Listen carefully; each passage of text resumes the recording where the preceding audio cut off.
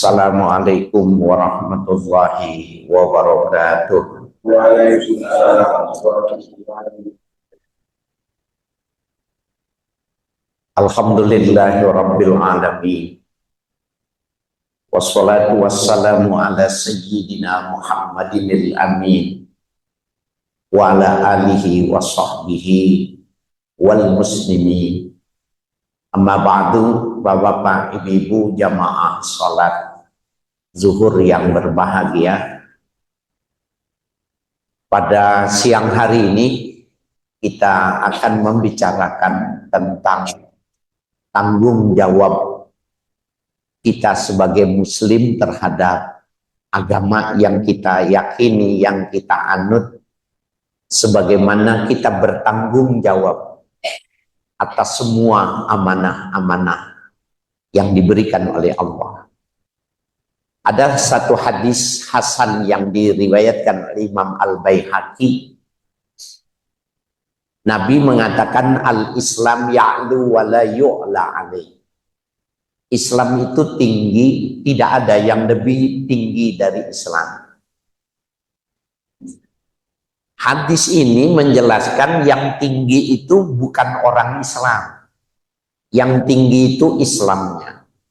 Artinya orang Islam bisa jadi dia mengikut agamanya menjadi tinggi, tapi bisa jadi Islamnya tinggi, tapi pengikutnya tidak tinggi. Yang kedua maknanya al-Islam ya'lu wa la yu'la alaih. Islam itu tinggi dan tidak ada yang meningginya. Maknanya Islamnya dijamin sama Allah, tapi keberadaannya di Indonesia tidak dijamin. Keberadaannya di Jakarta dan sekitarnya, Jabodetabek, tidak dijamin. Betapa hebatnya ketika ekspansi Islam itu sampai ke Spanyol, Belgia. Tetapi sejarah tentang Islam di Eropa itu hilang. Catatan Islam ya yang ada di benua Amerika itu berbeda dengan yang di Eropa. Penurunan kualitas itu terjadi.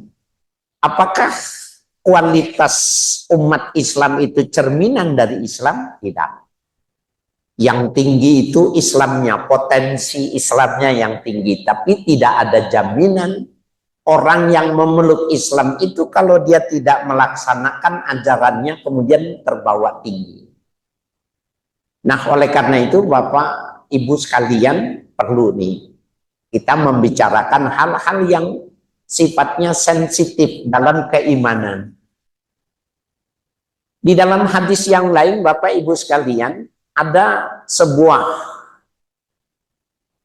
hadis yang mengingatkan kita itu. Nabi bilang begini, hadis ini Muslim, riwayat Imam Muslim. Bada'al Islamu ghariban.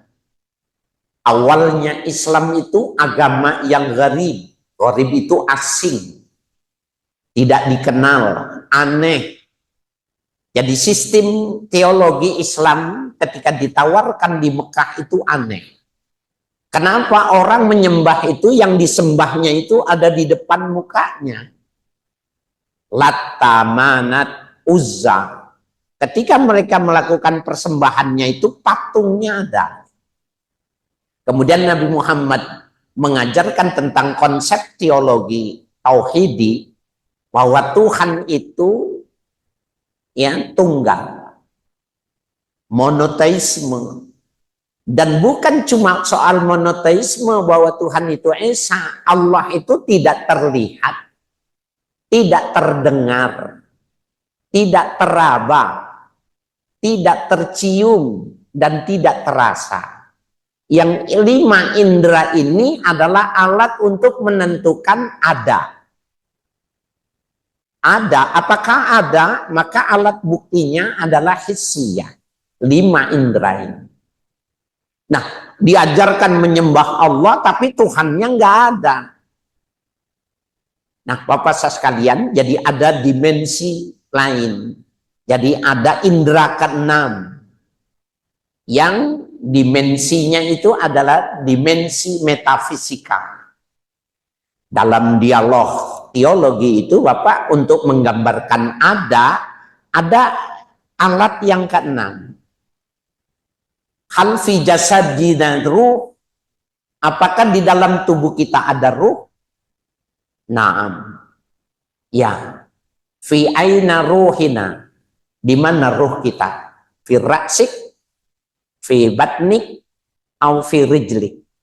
Apakah ruh kita itu di kepala, di perut, atau di kaki? Di atas, tengah, atau di bawah? Tidak terlihat, tidak terdengar, tidak teraba, tidak tercium, dan tidak terasa. Nah, dimensi ini yang menarik yang diperkenalkan oleh Nabi Muhammad sampai mereka bisa mempercayainya dan mengikutinya. Dan ternyata inilah agama yang paling tepat karena Allah menginformasikan wa ra'aitan nasa yadkhuluna fi dinillahi afwaja. Kau akan lihat Muhammad, manusia akan berbondong-bondong mengikuti agama Allah. Termasuk kita, Pak. Nah, cuma Islam yang hebat ini nggak ada jaminannya bagi umatnya. Umat Islam nggak dijamin, Islamnya dijamin. Gitu. Oleh karena itu, kalau kita ingin menjadi orang yang terjamin, maka kita mesti melakukan semua yang diajarkan Islam. Saya hari ini melihat paradoksi antara kesunahan dengan orang yang tidak acuh. Nabi di dalam hadis itu mengatakan, taraktu fikum amroin, aku tinggalkan dua, aku wariskan dua, lan tadillu bihima abada, kau tidak akan sesat selamanya. Ya, apa itu? Quran was sunnati Rasulillah. Pegang Al-Quran, pegang sunnah Nabi, maka kau tidak akan tersesat. Nah, Bapak sekalian, gejala yang sering timbul ini, Bapak sekalian, adalah tentang sunnah. Kita lihat ya Pak ya. Sekarang ini orang kalau minum itu tidak mengikuti sunnah Nabi. Minum itu kalau Nabi mengajarkan minuman itu sesuai dengan tarikan nafas.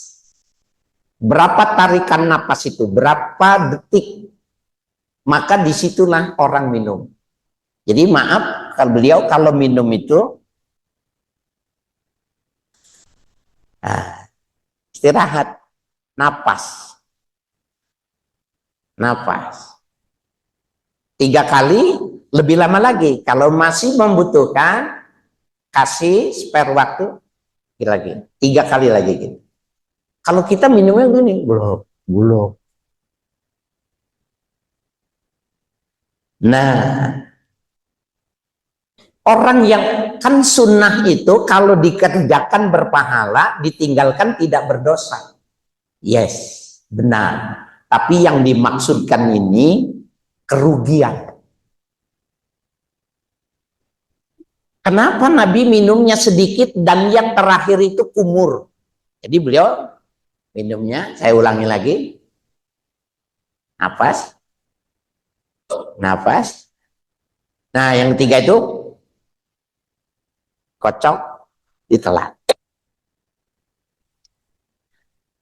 Nah, Bapak Ibu sekalian yang berbahagia,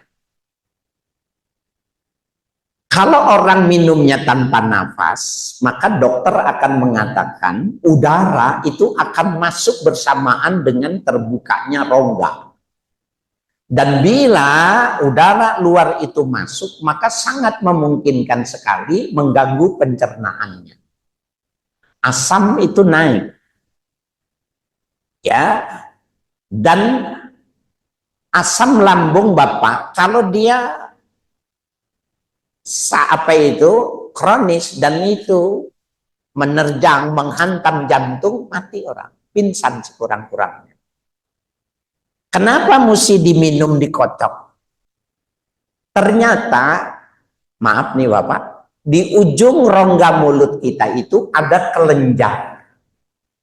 yang selalu secara produktif mengeluarkan enzim. Enzim itu senyawa katalisator, ya, biokatalisator yang bila orang minum itu dikocok langsung diminum, maka dia berfungsi mempercepat pencernaan dan menghilangkan, ya, yang di apa itu pembusukan dan lain sebagainya, termasuk asam lambung itu tidak naik.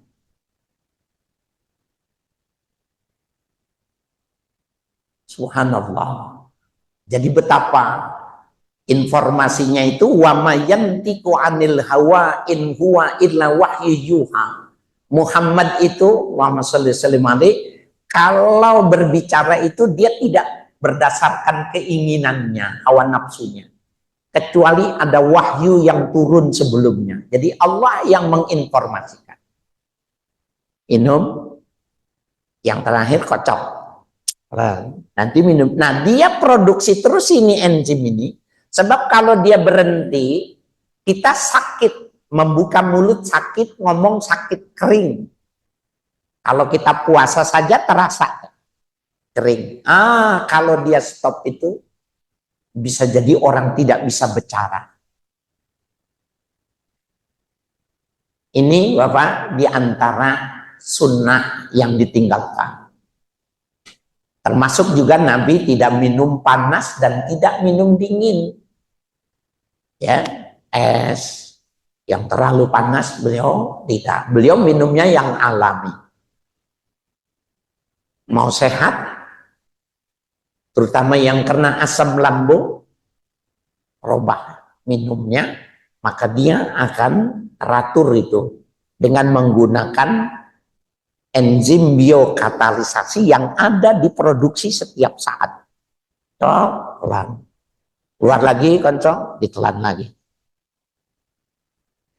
Yang kedua, Bapak saya sekalian yang berbahagia, makan harus secukupnya.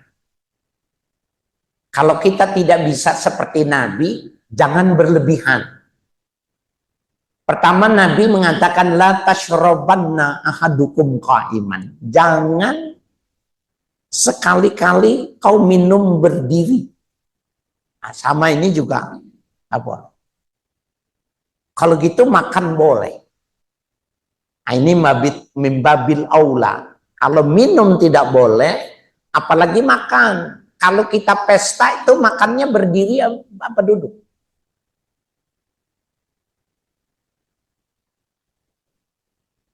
Kalau kita tidak VVIP, makannya berdiri, Pak. Kira-kira lebih baik tidak makan atau lebih baik makan walaupun berdiri? Yang jawab perutnya, maksudnya. Nah, Bapak sekalian yang berbahagia, ini metodologi Al-Quran sama hadis itu sama. Enggak boleh minum berdiri. Makan boleh dong. Lihat ya, ayat Quran ini, wala taqrabuz zina innahu kana fahisyah. Jangan kalian mendekati zina. Enggak boleh mendekati, Pak. Melakukan boleh. Ya, ini membabil aula. Nabi Adam di dalam surga itu gagal dia memahami. Nabi Adam itu tidak faqih. Tidak alim Nabi Adam itu ketika Allah mengatakan wala taqrabu hadhihi syajarah fatakuna minaz zalimin. Kau jangan mendekati pohon ini, maka kau akan menjadi orang yang zalim. Nabi Adam itu belum sekolah. Belum ada sekolahan. Dan belum diberikan ilmu banyak oleh Allah. Yang dilarang itu mendekati. Makan itu boleh, kata iblis. Kamu nggak boleh di situ, ambil aja makannya di tempat lain. Ya, oleh karena itu Nabi Adam itu tidak faqih. Nah, Bapak sekalian yang berbahagia, makan berdiri itu lebih parah lagi ketimbang minum yang tidak menggunakan ritme nafas.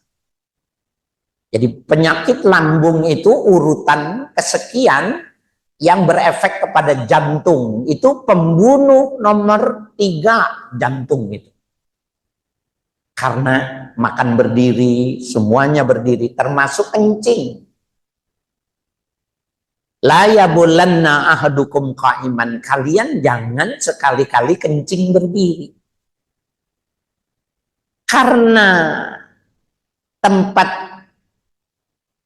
pipisnya itu yang bikin bukan orang Islam, ya semua stand berdiri, stand up gitu. Berdiri dia. Kata Nabi jangan. Jadi kalau Bapak punya kantong kemih tidak tiris, bukan cuma melahirkan batu ginjal, tetapi bisa memberikan resiko kepada prostat, jongkok, sehingga kemihnya itu bersih dan dehem 3 kali. Ya, tuntas. Nah, Bapak sekalian, coba nanti di googling ya, berapa ton sampah Jakarta, ini ukuran Jakarta, saya nggak tahu Tangerang Selatan, berapa ton sehari sampah Jakarta. 70%-nya itu adalah makanan yang layak dimakan. Tapi semua ke Bantar Gebang. Jadi betapa tidak bersyukurnya orang dikasih karunia banyak tetapi dibuang. Bahkan kalau dia dimakan di pesta, makan terus dihabisin bersih, malu dia. Yang diajarkan oleh Nabi itu, bahkan Nabi begini makanan terakhir dong. Malu kalau bersih, lapar ya. Tersinggung dia, maka kalau makan itu disisain sedikit. Ini disedikain sedikit, tapi dia muter lagi. Ambil lagi di stand-stand, aneh juga. Sepertinya disisakan berarti sudah kenyang, tapi masih jalan. Nah, Bapak Ibu sekalian yang berbahagia, ini hal yang innal mubadzirina kanu ikhwana syayatin. Orang-orang yang mubadzir itu temannya setan. Ya, temannya setan. Jadi kalau Bapak di rumah, maaf Ibu, bukan ngomongin Ibu nih, saya ngomongin istrinya Bapak-bapak. Ya, saya ngomongin istrinya Bapak-bapak ini. Kalau Bapak-bapak istrinya itu temannya setan karena mubadzir, maka Bapak tidurnya bareng setan.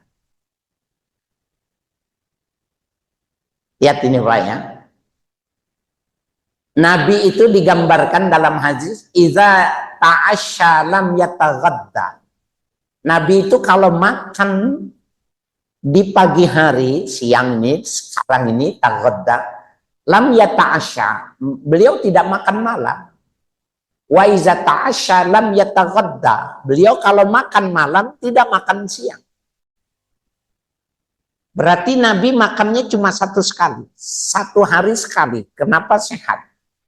Kenapa tidak sakit? Jadi Nabi sakitnya itu ketika sakit mau meninggal. Makan cuma 1 kali. Kita ini makannya minimal 3 kali. Jadi kita nilai hebat dari Nabi ini ya. Jadi wajar kalau kita banyak sumber penyakit. Dan dikatakan ra'sudda al-batan. Sumber penyakit itu di perut. Jadi jangan full tank terus, ya, maka dia akan ada resiko. Yang ketiga, saya nggak tahu nih, di sini ada jomblo nggak, laki maupun perempuan. Kalau ada jomblo, dengerin nih bro. Ya. Nabi Muhammad itu mengatakan kepada orang ya, kepada orang-orang muslim, kepada orang tua yang punya anak, salah satu kewajibannya itu menikahkan apabila dia sudah dewasa. Ada orang analisanya itu kalau dia tidak menikah, sholatnya nggak khusyuk. Kenapa? Karena keinginannya, imajinasinya, menerawangnya jauh. Apalagi sekarang nih, ada setan gepeng nih ya. Iblis gepeng ini, dahsyat banget ini Pak nih. Saitoniahnya itu kuat. Walaupun dia bermanfaat, lagi ceramah ini saya nulis hadis, mau dia nulis hadis. Subhanallah, apa yang nggak ada di dalam HP kita ini. Nah, mereka kalau tidak menikah, maka semuanya sudah tahu, sudah melihat, sudah mendengar, pasti sholatnya tidak khusyuk. Itu salah satu pertimbangan. Tetapi yang sesungguhnya, Nabi mengatakan, an-nikahu sunnati faman raghiba an sunnati falaysa minni. Nikah itu sunnahku. Kalau tidak mau nikah, dia bukan umatku. Jadi Nabi enggak mau mengakui orang yang tidak mau nikah. Nah, Bapak saya sekalian yang berbahagia, dulu, awal-awal dulu itu, sebelum tahun 2000-an, kita, ya, ustadz-ustadz itu kalau diundang itu memberikan nasihat perkawinan. Sekarang ini perkawinan menjadi momok. Orang-orang di Amerika dan di Eropa, wanita-wanita yang kecewa dengan laki-laki, mereka tidak mau nikah. Kaum feminin berebak menjadi banyak, menjadi sebuah feminisme. Kenapa? Karena dianggap laki-laki ini adalah penjajah. Laki-laki ini yang melakukan eksploitasi terhadap wanita. Apa alasannya kaum feminisme ini? Populasi wanita itu 60%. Laki-laki itu 40%. Tapi kenapa sektor ekonomi dikuasai laki-laki? Perbankan, sosial, politik, budaya, mineral, semua dikuasai laki-laki. Maka wanita menganggap ini tidak adil yang dilakukan oleh sikap laki-laki dalam mengeksploitasi. Dianggapnya menjajah. Yang kedua, wanita itu menganggap laki-laki penjajah. Karena faktanya, Bapak coba lihat ya, mundur ke belakang dikit. Ibu mundur dikit. Waktu masih gadis, wanita itu bodinya itu bagus, Pak. Ya Bu ya. Langsing, ya, seksi. Waktu dia menikah, dia hamil, dia punya anak, hilang itu kayak paralon. Kayak lontong bodinya, lurus saja gitu. Nah, yang mengeksploitasi ini nih, menurut pemahaman mereka, laki-laki itulah yang membuat keindahan itu hilang. Maka pada awalnya sebelum feminisme itu kuat, mereka, maaf nih Pak, mereka tidak mau menyusui. Karena nanti tidak sintal. Maka semua anak dikasih susu sapi. Maaf nih Pak, susu sapi. Kita boleh berargumentasi. Di zaman Nabi itu kalau orang yatim seperti Nabi, bukan susu sapi, sapi sudah ada, onta sudah ada. Tapi Islam membangun dengan rodoah. Wanita-wanita miskin, maaf nih, yang punya payudaranya besar, susunya banyak, maka dia yang dibayar, dikasih makan yang bagus, dia yang disuruh menyusui, tidak susu binatang. Kaum feminin itu memberinya susu tapi dia tidak mau menyusui, sehingga tubuhnya tetap sinta. Sampai pada akhirnya mereka tidak mau menikah. Maka di situ lahirnya lesbi, lahirnya LGBT dan lain sebagainya, karena ada kepentingan seks. Mereka kalau mau nikah, yang sudah berkecamuk, sudah berpengaruh cara pikir mereka itu, kalau mau menikah, coba Bapak lihat ya pada jurnal feminisme itu, kalau dia mau tetap mau nikah, maka suaminya waktu turun dari tempat tidur pagi bangun, nggak boleh pulang. Kalau di sini Bapak kita bangun tidur, kopi mah, susu mah, teh manis mah, sarapan mah. Mereka nggak mau, jangan pergi dulu, bersihkan, rapikan dulu. Dia nggak mau bersihin tempat tidurnya sendiri, Pak. Kebersamaannya seperti itu. Bahkan sebuah kemajuan teknologi yang belum ada hasilnya diupayakan, kalau mereka punya anak dua, lahirnya bergantian. Bapak kebayang nggak kalau kita nih laki-laki hamil 8 bulan gitu?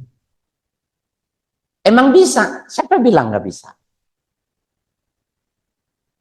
Allah menciptakan alam semesta ini, Bapak Ibu sekalian, informasi mukjizati itu kuat.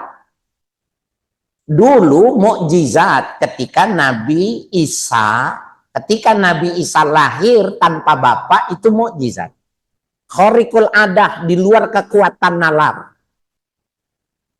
Tetapi sebenarnya mukjizat itu pada perkembangannya itu adalah ilmu pengetahuan. Bapak makan telur, ibu makan telur, coba kita ke kandang peternak telur. Ada jagonya nggak? Halo? Ada jagonya nggak? Nah, kok bisa bertelur? Pakannya, Pak. Spermatozoa dirubah menjadi pakan, maka ayam itu bertelur. Bisa ditetas oleh mesin, tidak usah kawin. Kalau lahirnya laki, maka dijadiin pedaging. Dijual ke pasar. Nah, jadi Bapak sekalian yang berbahagia, jadi kita nggak boleh puas dengan ilmu pengetahuan dengan yang ada ini. Nah, termasuk mereka sedang mengembangkan bahwa ada binatang yang lahir itu laki-laki. Binatang apa? Kuda laut. Apalagi? Hah? Ikan apa? Oh, enggak, tidak semua ikan. Arwana. Ya. Jadi Bapak sekalian yang berbahagia, kuda laut itu kalau sudah melakukan hubungan seksnya, kemudian jadi, maka yang hamil itu yang laki, Pak. Bukan yang perempuan. Maka sedang dibuat rahim buat laki-laki, tuntutan dari feminisme itu tadi, maka nanti lahirnya disesar. Kalau mau nikah begitu, betapa pusingnya kita, Pak. Kalau feminisme ini sudah masuk sini. Itu satu. Yang kedua, ketika mereka mau menikah, tapi child free. Mau menikah tapi dia tidak mau punya anak. Betapa sunnah Nabi itu diinjak-injak. Indonesia sudah, Jakarta, setahunya saya Jakarta sudah kerasukan. Tadi saya cerita, kita biasanya nasihat perkawinan. Sekarang kita diminta hadir pre-wedding itu karena anak itu sedang membuat perjanjian di hadapan ya orang tua sebelah pihak dan ustadz sebagai pemberi nasihat dan menjadi saksi bahwa mereka mau menikah tapi nggak mau punya anak. Child free itu adalah produk dari feminin. Bapak Saudara sekalian yang berbahagia, itu mengapa Islam tinggi tapi tidak ada jaminan pengikutnya tinggi. Jangan-jangan anak kita yang perempuan sudah kerasukan itu, Pak. Jadi dengan mata kepala sendiri, melihat sendiri, dan saya menjadi pelaku sejarah ketika dilihat di hadapan saya seperti itu. Saya ngerti Gen Z, generasi Z ini, Gen Z ini, benar penelitian terakhir itu, para psikolog di Amerika mengatakan Gen Z itu ada generasi, gen strawberry. Dulu awalnya apa sih gen strawberry? Strawberry itu indah kelihatan luarnya, tapi dalamnya tidak seindah. Jadi anak-anak di dalam itu keropos. Depannya memang benar kan? Anak sekarang nggak ada yang jelek, Pak. Dua cuman cakep sama cakep banget. Orang jelek nggak ada, entah pergi kemana dia itu. Ya, cakep dan cakep banget, Pak. Tetapi dia dibilangnya generasi strawberry. Nah, dia buat perjanjian, maka saya bilang, boleh nggak saya minta waktu 10 menit? Saya bicara aja. Oh boleh katanya, saya bicara aja. Bagaimana Nabi menitipkan pesan kepada putrinya. Sayyidah Fatimah, Nabi berpesan kepada Ali bin Abi Thalib bahwa dialah yang akan menurunkan generasi Muhammad. Jangan main-main dengan perkawinan itu. Maka pada akhirnya mereka mau. Itu anak sekarang, Pak, dan itu di Jakarta, Pak, menikah tapi sudah tidak mau punya anak. Ini kan berarti sunnah Nabi memang sudah ditinggalkan. Yang namanya wawaladin salihin yad'ulahu itu udah hilang dalam catatan, Pak. Kenapa? Nggak ada siksa kubur, nggak ada kehidupan lainnya, nggak usah punya anak. Ya, luar biasa, Bapak Ibu sekalian yang berbahagia. Pengaruhnya, ya, kemajuan digital ini luar biasa. Dan mereka ketika mau nikah seperti itu. Bapak sekalian, pada perkembangannya artis Indonesia itu sudah menyimpan ovum, sel aktifnya itu di bank sperma. Jadi bapak-bapak yang laki belum, di Indonesia ini artisnya baru perempuan, laki belum. Tapi bisa jadi nanti laki akan menyimpan spermanya, dibekukan. Ketika dia tua, pengen menikah, maka dia beli yang sperma, beli ovum, ovum beli sperma. Ada bank sperma, Pak. Di Amerika, itu sebenarnya dari mulai cloning, inseminasi, pada awalnya itu untuk binatang. Kita tahu yang namanya Australia itu mengembangkan sapi lemotion itu dengan cara dilakukan rekayasa genetika.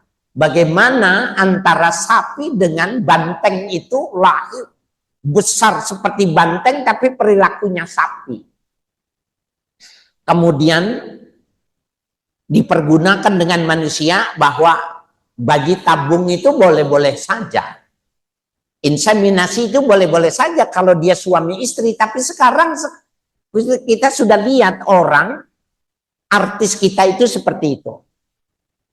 Jadi mereka nanti akan beli, kemudian menggunakan bayi tabung setelah terjadi persesuaian, kemudian kalau di Amerika itu wanita-wanita imigran yang tertangkap, berapa hukumannya? 2 tahun, maka disewa rahimnya untuk hamil.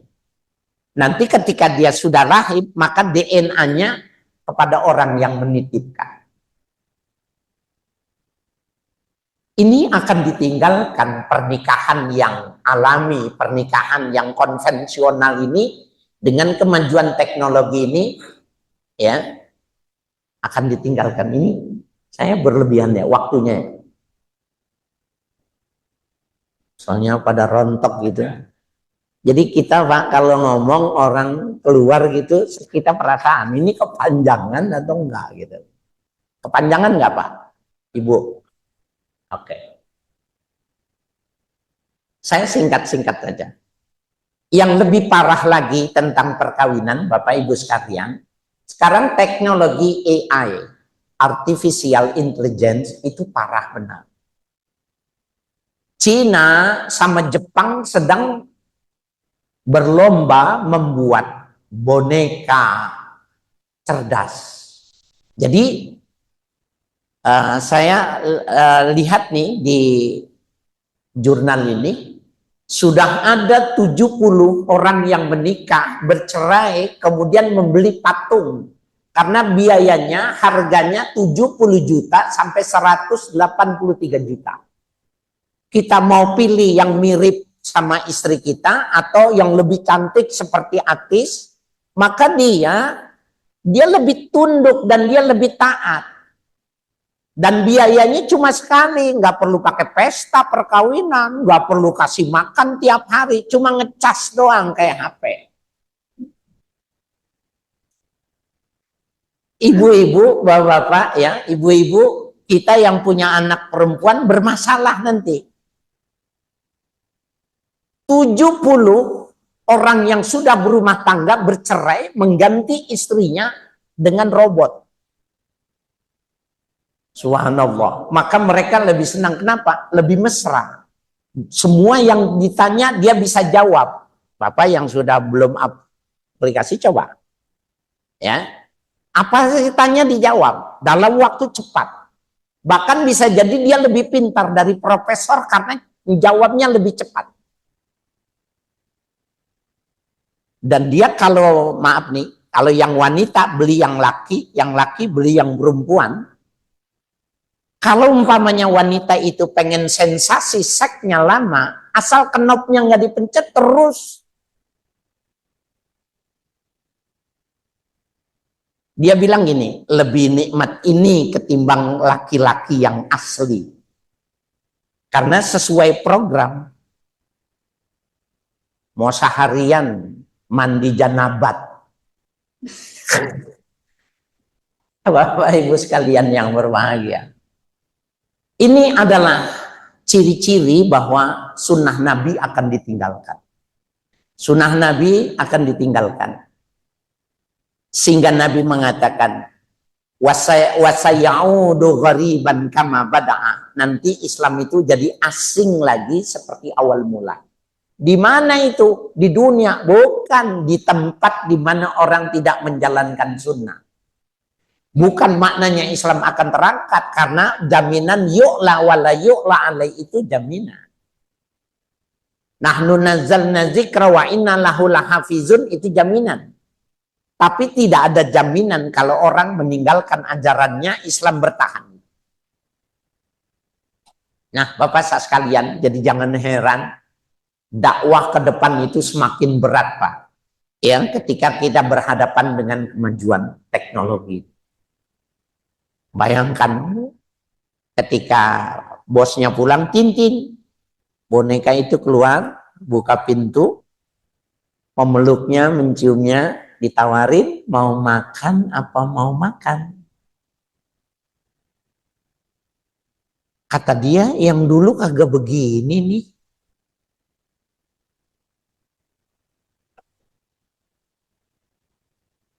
Subhanallah. Jangan-jangan Bapak ada yang tertarik nih, mau mengganti. Ada.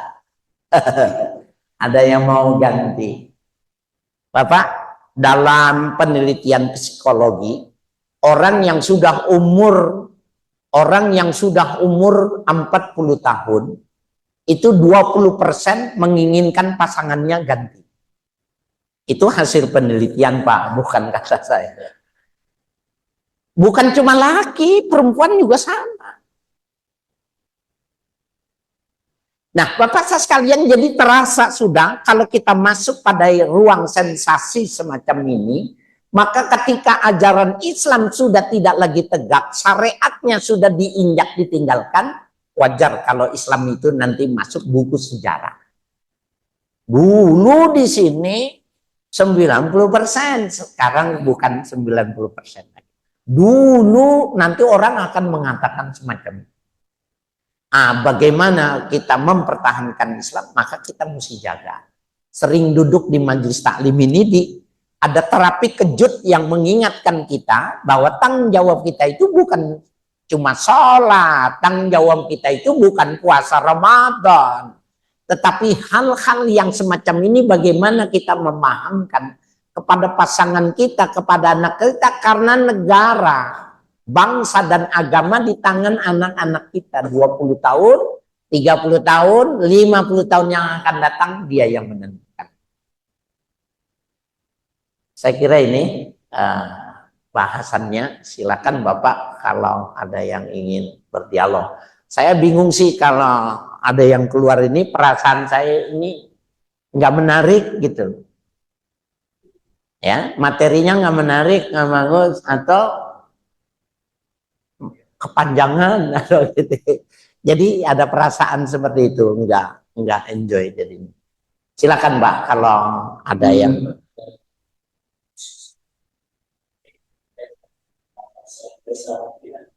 tidak sebatas dari materi dikerjakan. Nah, tampilan beliau seorang materi beliau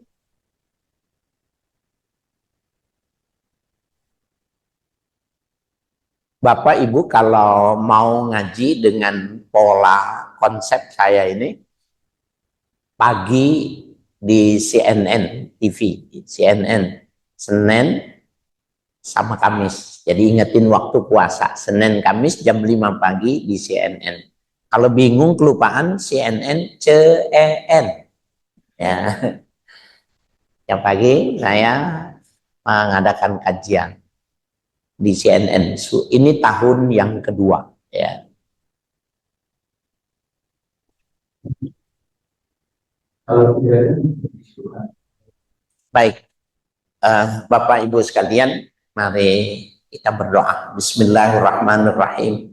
Alhamdulillahirabbil alamin. Hamdan yuafi ni'amahu wa yukafi mazidah. Ya Rabbana lakal hamdu wa lakal syukuru kama yanbaghi li jalali wajhikal karim wa azimi sultanik. Allahumma salli wa sallim ala nabina Muhammadin wa alihi wa sahbihi ajma'in. Allahumma inna nas'aluka al-'afwa wal 'afiyah wal mu'afata daima fid dini wad dunya wal akhirah. Allahumma ahsin akibatana fil umuri kulliha wa ajirna min khizyi dunya wa adzabil akhirah. Allahumma ja'alna minal ladzina yastami'una al-qawla fayattabi'una ahsana. Allahumma inna nas'aluka ilman nafi'an wa rizqan thayyiban wa amalan shalihan maqbulan. Allahumma inna na'udzubika min ilmin la yanfa wa qalbin la yakhsha wa min nafsin la tashfa wa min du'ain la yusma wa na'udzubika min haula'il arba. Sallallahu ala nabiyina Muhammadin wa alihi wa sahbihi walhamdulillahi rabbil alamin. Assalamualaikum warahmatullahi wabarakatuh.